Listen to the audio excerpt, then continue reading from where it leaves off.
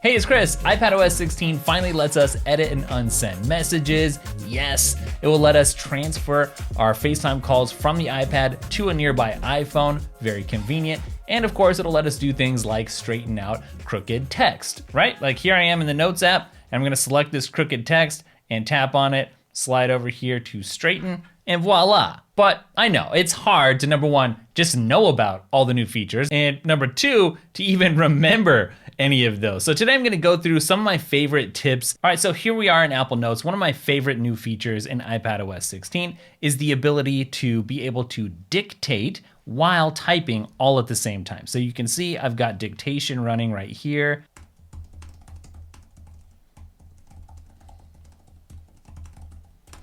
Pretty cool.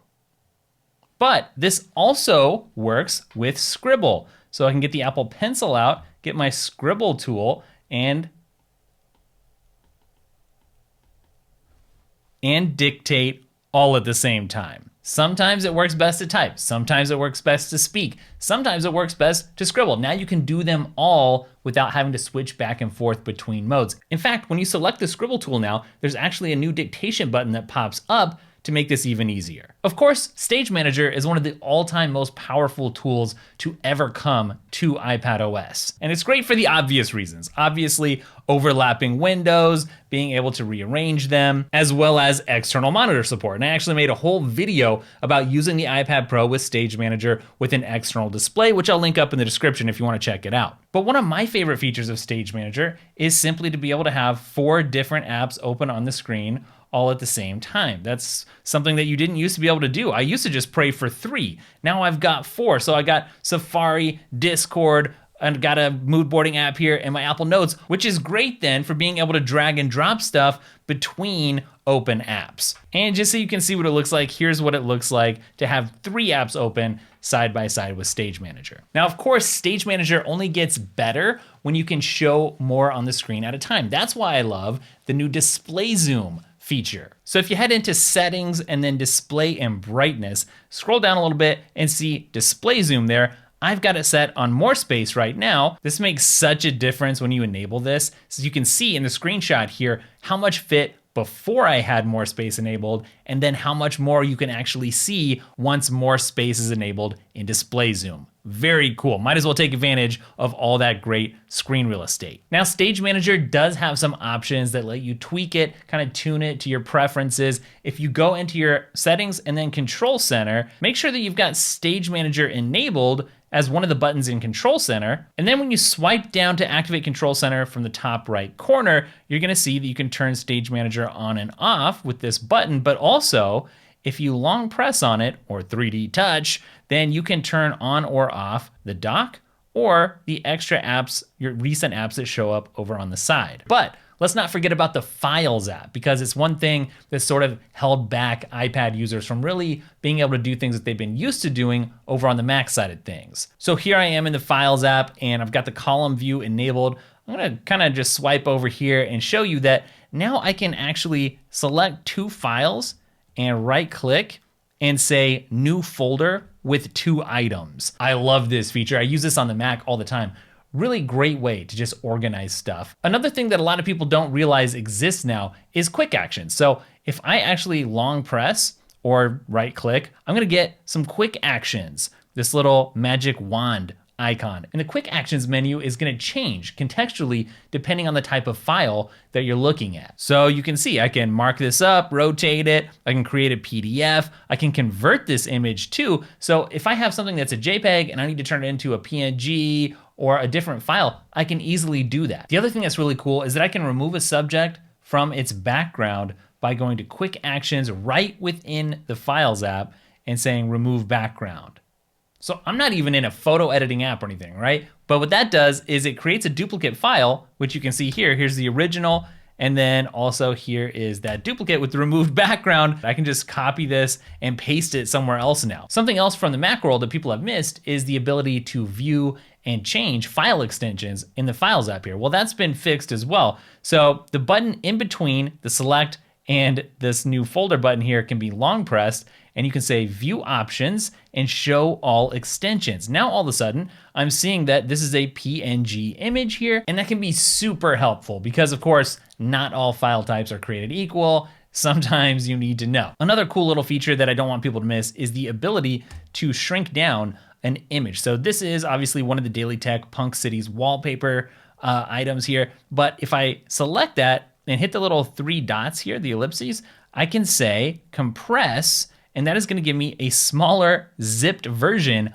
of that image. Now you can just take care of things, zip it up right here. I have so many more great tips and tricks to share with you, but first, you might have noticed I've got a case on this iPad here. That's the Moft Snap case, which makes sure my Apple Pencil doesn't get lost, and it works perfectly with Moft's brand new Snap Float Folio. This thing's really cool, so it's great for iPad creators who are digital nomads, who create on the go, who maybe don't wanna lug around the heavy magic keyboard all day, but you're gonna like this if you want a unique origami style stand that's, number one, super adaptable, so it can float your iPad up to 3.6 inches off of a desk, which kind of gives you more of an eye level height, or you can fold it differently for a 20-degree writing or drawing angle as well. So this thing is especially great for apps like Freeform or any workflow that involves the Apple Pencil. But it's also great for those of you who just want to use the iPad as a second screen. Also, because it's Black Friday, you can save up to $60. So I'm gonna link up the Snap Float Folio and the Snap case down in the description so you can check those out. Now, I'm gonna tell you about one of my favorite enhancements to iPadOS, has to do with the Apple Pencil and screenshots. If you drag up from the bottom left, we all know you can take a screenshot, but now, when you hit done, you have the option to copy and delete. So this is good news for everyone whose photo app was crammed full of useless screenshots.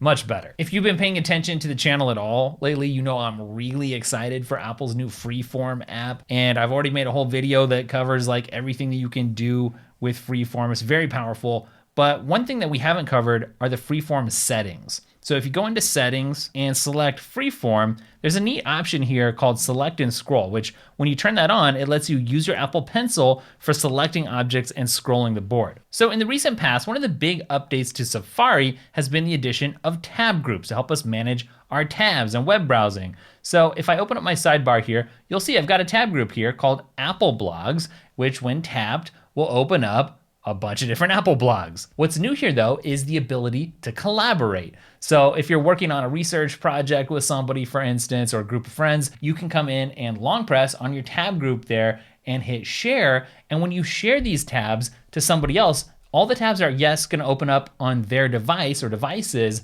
but when they add a tab, that tab is going to get added to your tab groups as well. So it's kind of a living group of tabs, which is pretty cool. And one other small little upgrade is that you can tap to expand your tab group there so you can actually navigate a little bit easier. Now, if you're working on a long document, let's say you're in Apple Notes and you're putting together some huge research paper or something like that, and you need to find a particular keyword. A really easy way to do that now, if I go ahead and highlight a word, I can say find selection, and it kind of does the same thing as Command F, which brings up the find box there, except I don't have to type anything out. All right, so it's just a bit of a time saver, which I don't mind. Now here's something else that's become a little bit more convenient. Let's say I'm talking to Chris Lawley here, and I wanna send him a voice message, right? Well, if I tap on that, I can actually just tap, and it will continue to record. I don't have to tap and hold like you're probably used to doing. So that's a nice upgrade. Something else that's brand new in iPadOS 16 is the new weather app that's come to the iPad. And so I can get this full screen weather experience. This is pretty much clean cut, right? There's not a lot of explanation needed, but a lot of people don't realize that each of these modules is tappable or clickable. And when you do so, you're gonna get a bunch of additional information, including graphs and charts that you're not gonna get by just looking at the modules right on their face. And something else that's kind of cool is that you can actually unlock more detail on the weather map if you expand that to full screen. You may have realized that you can now unsend messages in mail. It's a feature that other apps have had for a really long time, but in Apple's official Mail app, you can actually unsend. Well, there's actually a setting where you can control for how long you can wait before sending a message, which is effectively how long you have to make changes if you realize you sent something that you shouldn't have. So the options range from 10 to 30 seconds, or you can just turn that off. Something else that's kind of cool in the Photos app is the ability to select multiple photos and then adjust the time, date, and/or location for all of them all at once. So you can kind of do a batch edit now. Speaking of tweaks, if you go into your accessibility settings and select Siri, there's a new option here to announce notifications on speaker. What does that mean? Well, it's gonna use the speakers of your iPad to announce things, kind of like what happens in your AirPods when you get a text message and it says, so-and-so said whatever, do you wanna respond? It's like that, but you can actually come in here on the announce notifications section and you can choose which apps to have this turned on for or to have them turned off for. And our final tip for the day is going to be to bring up Siri and ask it to reboot the iPad. Reboot iPad. Just to confirm, you want... All right, that's it for this video. Thanks for hanging out with me today. I will try to link up everything that I mentioned down in the description. You can also check out the Daily Tech wallpaper packs. There's some good stuff in there. Maybe give them as a Christmas present, right? Something unexpected. Also, we have a newsletter and a podcast. Both come out on Fridays. If you're in the Apple ecosystem and you want to get the most out of it, those are highly recommended. And I'll catch you in the next video. Later.